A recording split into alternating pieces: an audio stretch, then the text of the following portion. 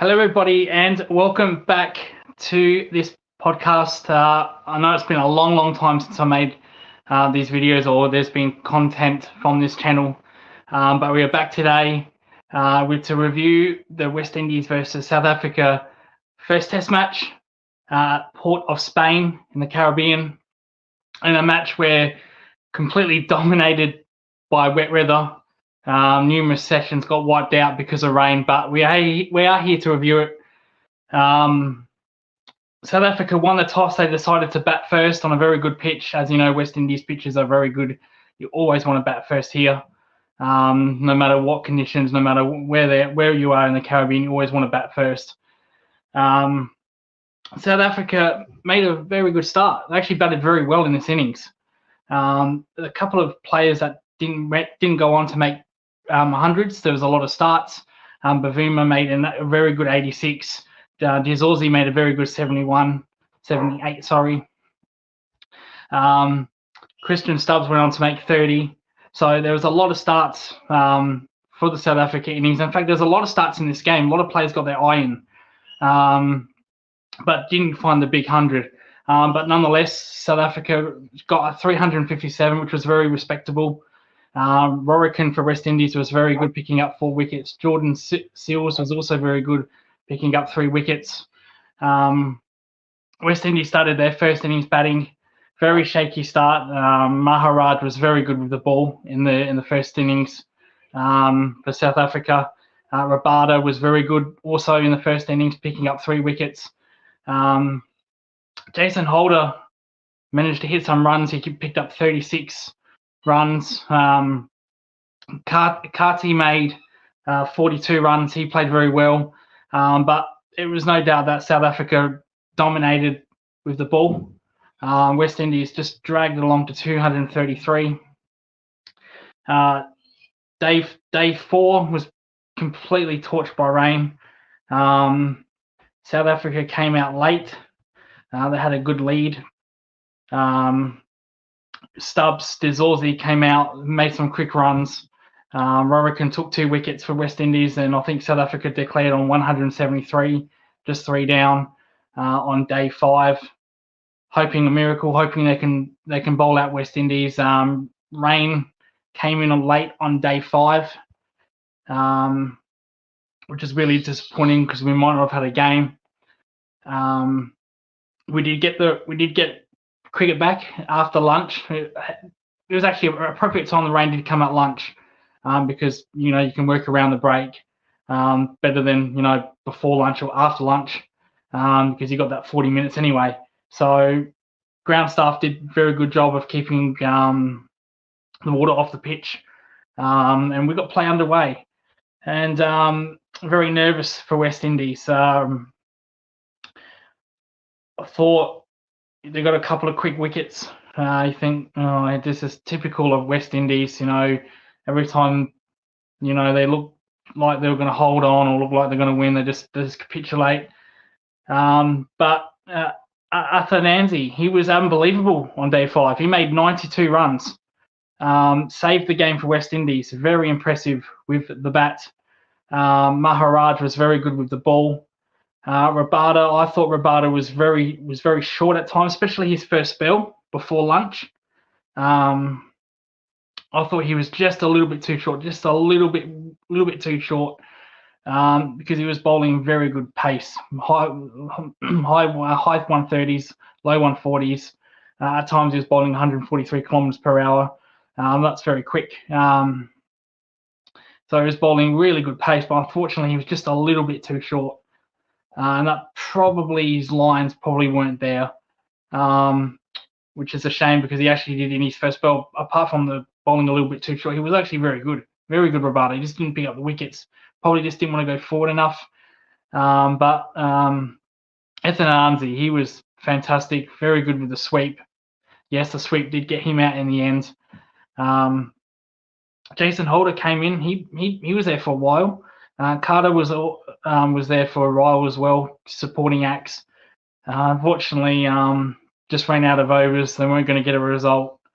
I don't remember too many drop catches in this game. I know in the second innings. I think it was in the slips. West Indies dropped a catch in the slips in the second innings.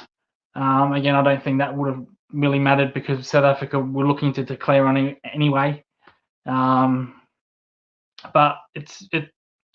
I felt when the rain didn't hit, I felt South Africa mainly dominated this Test match. If it wasn't for the rain, probably South Africa would have won this quite comfortably. So West Indies held on for 5 for 201. They were never going to chase down the runs required, which I think they needed over 400. So they're a long way behind. So they managed to 200. Full day's play probably would have got bowled out. The pitch was turning. There was a lot of wickets for the spinners, so they dominated by spin. Maharaj did pick up man of the match for an 8 wicket match. Rorican picked up 6 wickets, so it was dominated by spin as he would in the Caribbean. Despite using the Duke's ball, it is a spin-friendly wicket. But yeah, I thought South Africa really just dominated this Test match when there was a match to be played. I don't think at one point you thought West Indies would win this match at one point. But there is positive signs. There is positive signs for West Indies. Like I said, Ethanazi, 92 runs. Rorican picked up 6 wickets. So there's positives there for West Indies. I still think they're top order.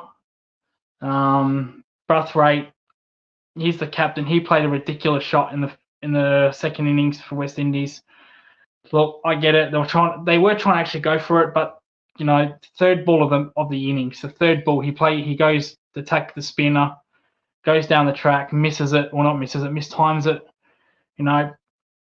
Probably not what's needed from your captain. Probably wait a couple of overs, see what the ball does. But that was a very disappointing innings from Carlos Brathwaite. So a lot to improve. There is a second test. Hopefully the rain does stay away for that, but I still think South Africa will, the better team. I still think South Africa will win the second test if rain stays away. We are in the middle of hurricane season in the Caribbean, hence why there was a lot of rain in this match, over 5 days, a lot of rain. Hopefully the next test match there is not so much rain. The forecast looks okay. With a couple of spots here and there. So I think we should get a result. The pitch will be the same as they always are in the Caribbean.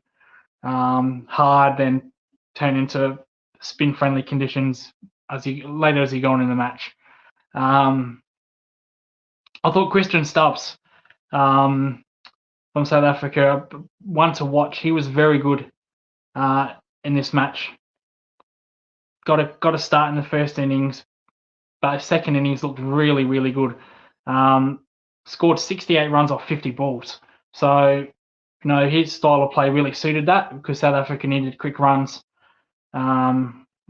So I thought he was good. There was a lot of, as I mentioned earlier, there's a lot of players that got starts. I think if you get over 30 in a test match, that's a start. You should go on. And I think there was at least 10 batsmen that made 30 across this match and didn't go on to convert their 100. So there was a lot of opportunity there against bigger nations like Australia, India, and England. You really need to convert your starts. That's the number one thing you need to work on, is when you get in a good position, you need to convert your starts.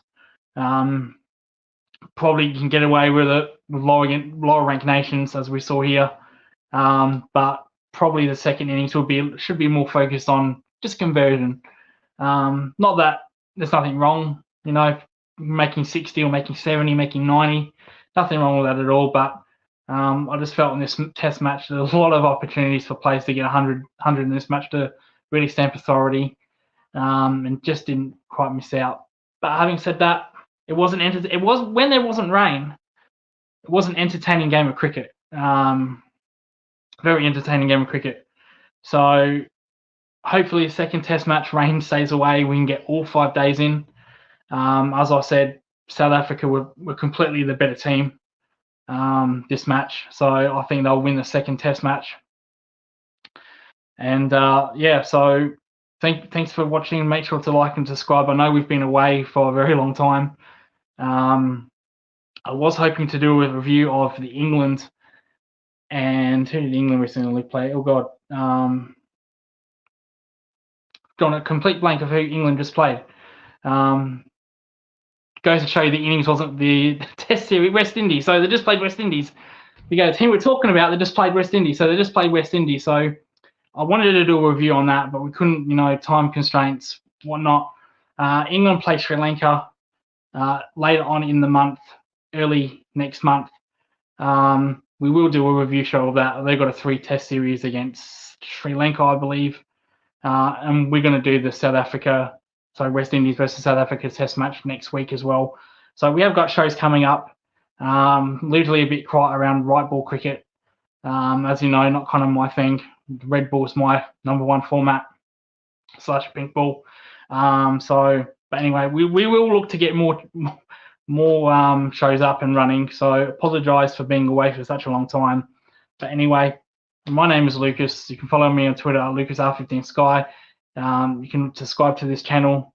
And thank you so much. And we will see you for the second test match against West Indies versus South Africa. My predictions are South Africa will win that match. And we will see you next week. Thank you.